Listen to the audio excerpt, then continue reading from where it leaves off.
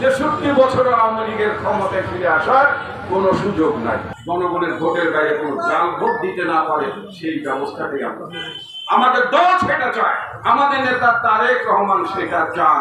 আমরা একটা জনগণের ভোটের সরকার কায়েম করতে চাই।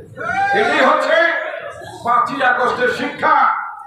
ভবিষ্যতে জনগণের ভোটের সরকার হতে হবে, রাতের ভোটের সরকার নয়। গতকাল কিছু আওয়ামী লীগের অর্বাচীন শোনা যায় নানান জেলাতে, গোপালগঞ্জের লোক সবজন একটা নৈরাজ্য বিশৃঙ্খলা করে গতকালকে গোপালগঞ্জে একটা হানাহানির ঘটনা ঘটিয়েছে।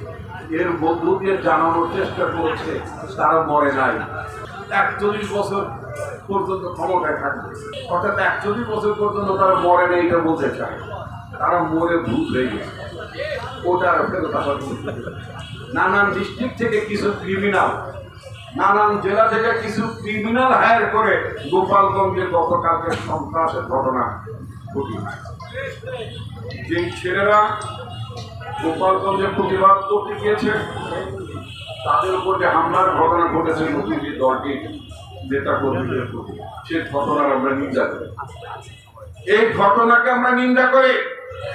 এই ঘটনা আপনাদের পুলকিত হওয়ার কোনো কারণ নাই। কারণ ফ্যাসিবাদ যারা গত 15 বছর বাংলাদেশকে লুণ্ঠন করেছে, গত 15 বছর যারা বাংলাদেশের অসংখ্য মানুষকে হত্যা করেছে, যে আওয়ামী লীগ সরকার মানুষকে গুম করেছে, ভয় রাজত্ব প্রতিষ্ঠা করেছে, সে আওয়ামী লীগ পালিয়ে গিয়েছে।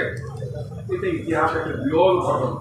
তাহলে যে দেশের প্রধানমন্ত্রীকে জনগণের ভোট ছাড়া এত ভয় যে জনগণ ভোট নাও দিতে পারে, সেগুলো তার চেলা চামুন্ডারা ওই টুঙ্গিপাড়া গোপালগঞ্জ পাশে ভোট ভরতে হয়েছে।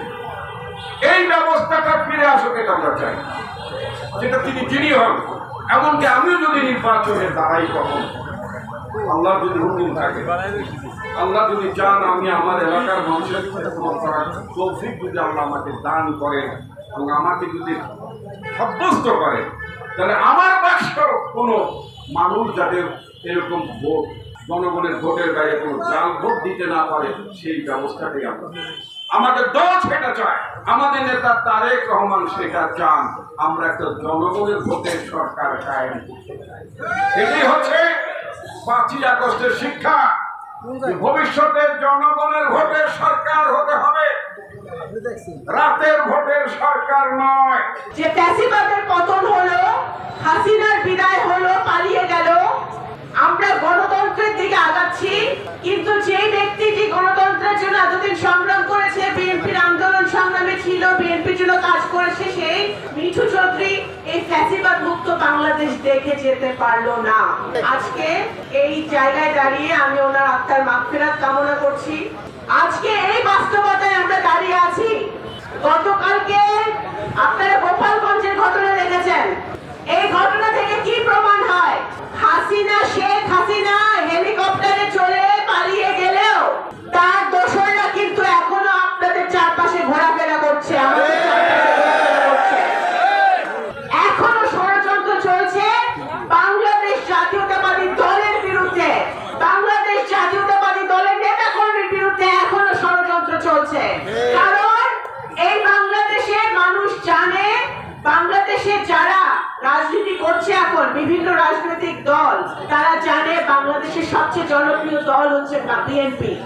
আজকে বিএনপি কে যদি ঠেকানো যায়, বিএনপির নেতাকে যদি অশ্লীল ভাবে গালি দেওয়া যায়, যদি ভারপ্রাপ্ত চেয়ারম্যান জনাব তারেক রহমান, যে যিনি দেশের জন্য কাজ করছেন, জাতির জন্য কাজ করছেন, দেশ এবং জাতি আজকে বিপদের মুখে আছে, দেশ এবং জাতিকে সামনে এগিয়ে নেওয়ার জন্য উনি প্রতিদিন কাজ করে যাচ্ছেন।